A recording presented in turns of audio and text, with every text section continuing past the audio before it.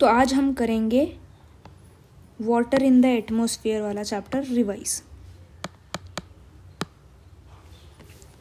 तो ह्यूमिडिटी क्या होता है? ह्यूमिडिटी का मतलब होता है water vapours present in the air. तो 4% of the air in the tropic. तो वाटर वेपर्स जो है वो 4% प्रेजेंट है in tropics and depends on the air temperature. तो ये जो ह्यूमिडिटी होती है वो एयर टेम्परेचर पर डिपेंड होती है। Warm air can contain more water vapours than cold. तो वार्म एयर जो होती है वो ज़्यादा ह्यूमिडिटी कलेक्ट कर सकती है। High humidity shows the evaporation. तो जो हाई ह्यूमिडिटी होती है, जब वाटर कंटेंट एटमॉस्फेयर में ज़्यादा होता है तो इवापोरेशन नहीं होती। क्यों? क्योंकि पहले ही वाटर वेपर का कंटेंट है और उससे इवापोरेशन होके और वाटर वेपर जाने के लिए जगह ही नहीं होती। इसकी वजह से जब ज़्यादा ह्यूमिडिटी होती है तो इवापोरेशन जो होता है वो कम होता है। सेकेंड चीज़ पढ़ेंगे absolute humidity and relative humidity. Absolute humidity मतलब actual amount of water vapours present in the atmosphere. तो एटमॉस्फेयर में कितना वाटर एक्चुअली कंटेंट है वो मेजर करते हैं। The weight of water vapours per unit volume of air express in gram per meter cube, independent of the temperature and pressure. मतलब temperature और pressure पर डिपेंडेंट नहीं होता। फॉर्मूला क्या है? Mass of water vapour in grams by volume of air meter cube. दूसरा है relative humidity.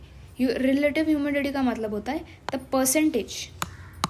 The percentage of moisture present in the atmosphere as compare to its full capacity. तो percentage of the moisture मतलब actual humidity कितनी present है as compare to full capacity, express in percentage, depends on both temperature और water vapours. जो absolute है वो independent है और जो रिलेटिव है वो डिपेंडेंट है। फॉर्मूला क्या है इसका? Actual water vapours content by saturation water vapour content into 100, inversely proportional to the temperature.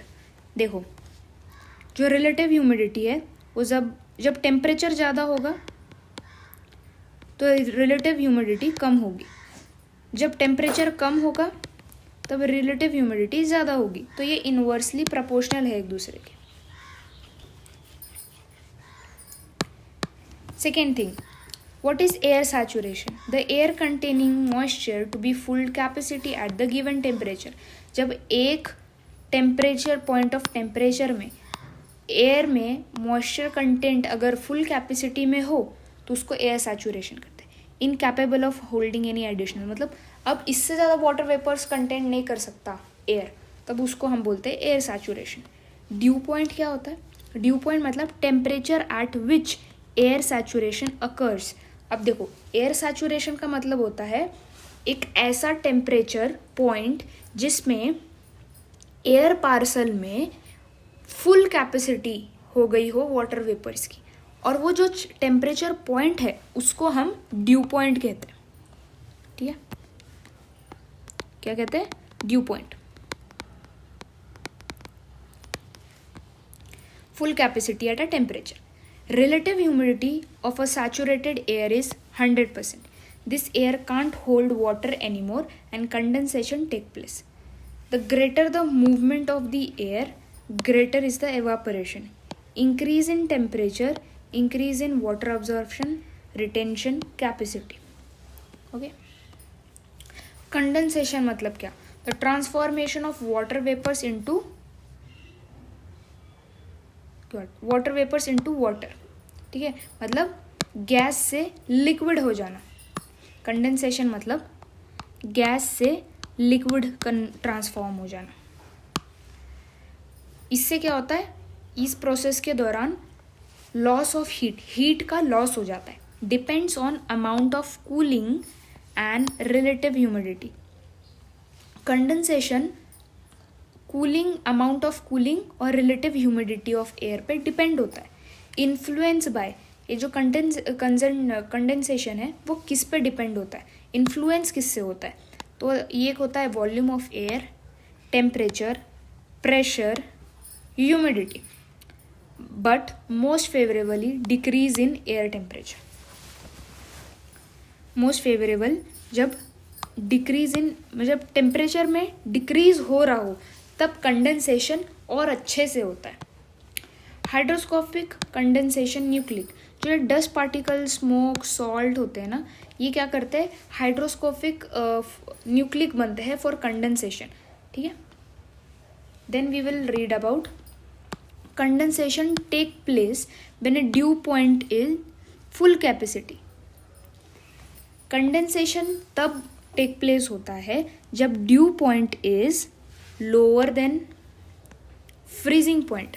अगर देखो टेम्परेचर एक पॉइंट ऑफ टेम्परेचर है, ठीक है, वो फ्रीजिंग पॉइंट से कम है, फ्रीजिंग पॉइंट से कम है, मतलब जैसे फ्रीजिंग पॉइंट क्या है, 0 डिग्री सेल्सियस, उससे कम है, मतलब -1 है, -2, -3 ऐसे है, तो जो कंडेंसेशन होगा वो होगा फ्रोस्ट के फॉर्म में या स्नो के फॉर्म में। बट जब टेम्परेचर ज़्यादा है फ्रीजिंग पॉइंट से, 0 डिग्री सेल्सियस से ज़्यादा टेम्परेचर, तो जो कंडेंसेशन होगा वो ड्यू के फॉर्म में होगा, फॉग के फॉर्म में होगा या मिस्ट के फॉर्म में होगा। ओके, चलो नेक्स्ट पढ़ते हैं हम लोग। Due, what is due? Water droplet होता है ये ड्यू, जो कि कूलर सरफेस पे चिपका होता है, एक सॉलिड ऑब्जेक्ट है उस पर चिपका होता है, और due point is more than freezing point.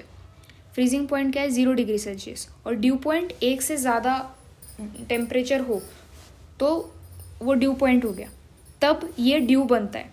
Okay, idol conditions क्या है, क्लियर स्काई होनी चाहिए, काम एयर होना चाहिए, हाई रिलेटिव ह्यूमिडिटी होनी चाहिए, और कोल्ड एंड लॉन्ग नाइट्स होनी चाहिए। और मोर फ्रिक्वेंटली ये ज़्यादातर विंटर्स और रेनी सीजन में ज़्यादा होता है। फ्रोस्ट मतलब deposition of form of minute ice crystal. जब आइस क्रिस्टल जो होते हैं, आइस के छोटे छोटे पार्टिकल्स जब डिपॉजिट हो जाते हैं उसको फ्रोस्ट कहते हैं। ये फॉर्म कब होता है, जब फ्रीजिंग पॉइंट ज़्यादा हो ड्यू पॉइंट से, मतलब ड्यू पॉइंट -1 डिग्री सेल्सियस या -2 डिग्री सेल्सियस से कम हो या उतना हो तो फ्रोस्ट फॉर्म होता है। इसका आइडियल कंडीशन क्या है, सेम ड्यू जैसा ही है, बट इसमें एक एक्सेप्शन है कि air temperature must be at और बिलो 0 डिग्री होना चाहिए, 0 डिग्री से कम टेम्परेचर एयर टेम्परेचर होना चाहिए। और ये क्या करता है, ये जो फसल होती है उनको डैमेज करता है। फॉग क्या होता है, फॉग एक फॉर्म ऑफ क्लाउड होता है जो कि अर्थ सरफेस के बहुत पास होता है। ये बहुत ज़्यादा डेंसर होता है, इनमें मॉइस्चर कंटेंट बहुत कम होता है और इससे लेस विजिबिलिटी होती है, मतलब ज़्यादा दूर तक जब ये फॉग बनता है तब हम ज़्यादा दूर तक नहीं देख पाते। लास्ट है फॉर अ लॉन्ग, ये जो होते हैं बहुत ज़्यादा समय के लिए अर्थ सरफेस के पास बने रहते हैं। Prevalent where warm air currents meet cold air one, जब वार्म एयर और कोल्ड एयर में मीट करते वहाँ ये फॉग बनता है। फिर है मिस्ट। मिस्ट का मतलब suspension of microscopic water droplets. ये लेस डेंसर होते हैं, कम डेंस में होते हैं, इनमें मॉइस्चर कंटेंट बहुत ज़्यादा है। ये वाटर ड्रॉपलेट्स है, ऑब्वियसली मॉइस्चर कंटेंट ज़्यादा होगा और विजिबिलिटी ज़्यादा होती है, इनमें विजिबिलिटी से में कोई अंतर नहीं आता और ये बहुत कम समय के लिए होते हैं और फ्रिक्वेंट ओवर माउंटेन्स में ये ज़्यादा होते हैं। अब पढ़ते हैं हम क्लाउड्स के बारे में। Clouds large mass of tiny water droplets और ice crystals form due to condensation. Condensation मैंने जैसे बताया गैस से लिक्विड हो जाना ऑफ अ वाटर वेपर्स। अभी अलग अलग टाइप के क्लाउड्स होते हैं, जैसे साइरस, ये हाई लैटिट्यूड्स में मतलब हाई अल्टीट्यूड्स में होते हैं, मतलब बहुत ऊंचाई में बनते हैं। ये थिन डिटैच फेदरी अपीयरेंस होता है इनका, और ये हमेशा ही वाइट इन कलर होते हैं और responsible for sun's halo formation. अभी हॉलो फॉर्मेशन मतलब ये सन हो गया, इसके आसपास भी वो सन के कलर्स दिखते हैं, तो ये हॉलो फॉर्मेशन में हेल्प करता है, मतलब उस वैसे दिखने में हेल्प करता है। फिर आता है क्यूमुलस। क्यूमुलस क्लाउड होते हैं 4 to 7 किलोमीटर के हाइट में। ये पफ़ी होते हैं, राउंड शेप में होते हैं, इनका बेस जो होता है वो फ्लैट होता है और यूजुअली बिगर देन सिरस। ये सिरस क्लाउड से क्यूमुलस क्लाउड्स बड़े होते हैं और मे या मे नॉट प्रोड्यूस रेन। फिर आता है स्ट्रैटस। स्ट्रैटस क्लाउड्स जो होते हैं वो लेयर्ड क्लाउड होते हैं, form at height of 2 kilometres. Layer cloud होते हैं, ये हॉरिजेंटली अपीयरेंस होता है इनका, वाइट या तो ग्रे कलर में होते हैं और ये इनको लो अल्टीट्यूड क्लाउड्स भी कहता है। Generally form either due to the loss of heat और the mixing of different air mass. ये जो स्ट्रैटस क्लाउड होते हैं ना, ये 2 तरीके से बनते हैं, या तो हीट के लॉस की वजह से या cold warm air cold airs का मिक्सचर होने की वजह से बनते हैं। फिर आता है निम्बस। निम्बस क्लाउड्स वो होते हैं जो कि ब्लैक या डार्क ग्रे कलर में होते हैं और 3 किलोमीटर के हाइट में बनते हैं। बहुत डेंस होते हैं, ओपैक होते हैं, शेप नहीं होता इनका, शेपलेस होते हैं और ओपैक टू द सनरेज, मतलब सनरेज जो है इन क्लाउड्स को पास नहीं कर पाती और ये rains produce steady rains. High cloud में क्या आ जाएगा? सिरस, साइरोस्ट्रेटस और साइरोक्यूमुलस। मिडिल क्लाउड्स में आएगा अल्टोस्ट्रेटस और अल्टोक्यूमुलस। लो क्लाउड में आएगा स्ट्रेटोक्यूमुलस और nimbus stratus. Cloud with the extensive vertical development, बहुत वर्टिकली ऐसे बहुत वर्टिकली शेप में बने रहते हैं, उनको बोलते हैं क्यूमुलस एंड क्यूमुलोनिम्बस। ये वर्टिकली होते हैं।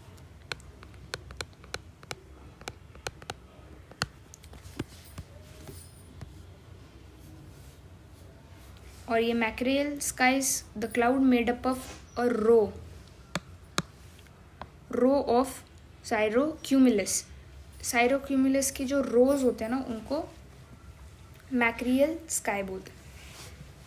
और निम्बोस्ट्रैटस क्लाउड होते हैं वो एसोसिएट होते हैं विद द कंटिन्यूस रेन, और क्यूमुलोनिम्बस जो होते हैं वो greater vertical extents, convectional currents, lighting और थंडर स्टॉर्म के लिए होते हैं। ये जैसे क्लाउड्स के पिक्चर्स दिए हुए हैं, तो आप ये ऑनलाइन भी देख सकते हैं, यहाँ भी आपको दिख रहा है। नेक्स्ट पढ़ेंगे हम प्रेसिपिटेशन के बारे में। प्रेसिपिटेशन का डेफिनेशन क्या है? The release of moisture after condensation of water vapours in a form is known as precipitation. It take place in solid liquid form. Solid liquid दोनों फॉर्म में हो सकता है। फॉर्म ऑफ प्रेसिपिटेशन या तो रेन के फॉर्म में होते हैं, ड्रिजल के फॉर्म में होते हैं, स्नोफॉल के फॉर्म में होते हैं, शील्ड, हेल स्टॉर्म। ये जो हेल स्टोन है, इन सब के ये फॉर्म्स है प्रेसिपिटेशन के। तो रेनफॉल क्या होता है? The size of water droplet is more than 0.5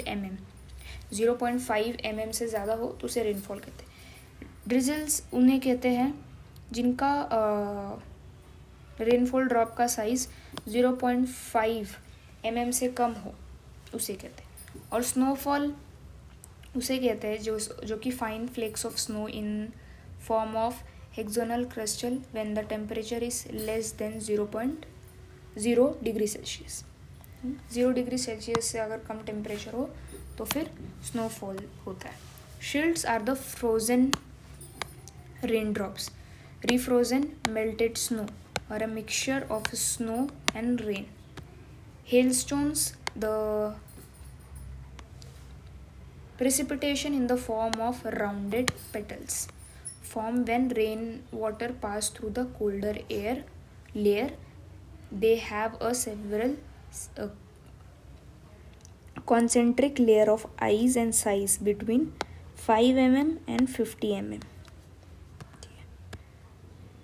विरेज का मतलब होता है rain drop evaporates before reaching the earth surface तक पहुंचने से पहले इवापोरेट हो जाते हैं। अब टाइप ऑफ रेनफॉल है, दो टाइप ऑफ रेनफॉल है, एक है कन्वेक्शनल रेन, एक है ओरोग्राफिक रेनफॉल। पहले कन्वेक्शनल के बारे में बताते हैं। Warm weather phenomena requires a two major condition. एक तो अबंडेंट सप्लाई ऑफ मॉइस्चर होना चाहिए और या तो intense heating of the ground होनी चाहिए। एयर हीटअप होता है, राइज करता है कन्वेक्शन करंट्स के थ्रू, देन एक्सपांड होता है, उधर टेम्परेचर कम हो जाता है ना अपर एटमॉस्फेयर में, तो टेम्परेचर मतलब हीट लूज कर देता है, देन कंडेंसेशन होता है, क्यूमुलस क्लाउड बनते हैं, हैवी रेनफॉल होती है ये, and with thunder and rain. ये बहुत शॉर्ट ड्यूरेशन के लिए होती है and very common in the summer and hotter days. Daily feature in the equatorial rain, almost daily afternoon, हर दोपहर में वहाँ बारिश होती है। Then rainfall cause when the moisture is forced to ascend over the mountain। अभी orographic rainfall मतलब ये mountains है, ये एयर लिफ्ट कर गई तो मॉइस्चर जो था उसमें वो कंडेंस हो गया एंड देन वाटर रेनफॉल हो गई।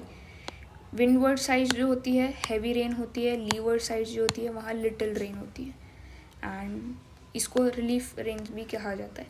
Heavy rain on western slope of the western Ghat, rain shadow effects on eastern Andes.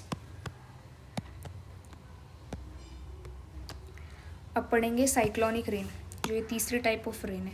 Cause when two air mass of a different temperature meets. World distribution क्या है rain का? Rain decrease as we go from equator towards the pole. Greater amount of rainfall in coastal areas than the interior of the continents. 35 degree से लेकर 40 degree north and south heavy rain होती है। Eastern coast, in the eastern coast and goes on decreasing towards the west. जैसे equator से poleward decrease होती है, वैसे ही 35 से लेकर 40 डिग्री नॉर्थ एंड साउथ में ईस्ट से वेस्ट की तरफ डिक्रीज होती है रेन, और 45 से 60 तक मोर rain on western margin. Western margin में ज़्यादा रेन होती है और डिक्रीज होती है टूवर्ड्स द ईस्ट। ठीक है, उल्टा हो जाता है। ये होता है ड्यू टू ईस्टर्लीज और ये होता है due to westerlies. Major precipitation regimes of the world. Rain over 200 centimetre per annum. अब ये विंडवर्ड साइड ऑफ स्लोप होती है, वेस्टर्न कोस्ट में होती है इन कूल टेम्परेचर जोन। 100 से 200 सेंटीमीटर होती है in interior continent area and coastal area of the continents. Then 50 से 100 सेंटीमीटर होती है central part of the tropical land. Then 50 degree से कम होती है on rain shadow zones of interior. Cloud seedings मतलब the technique induce rain from the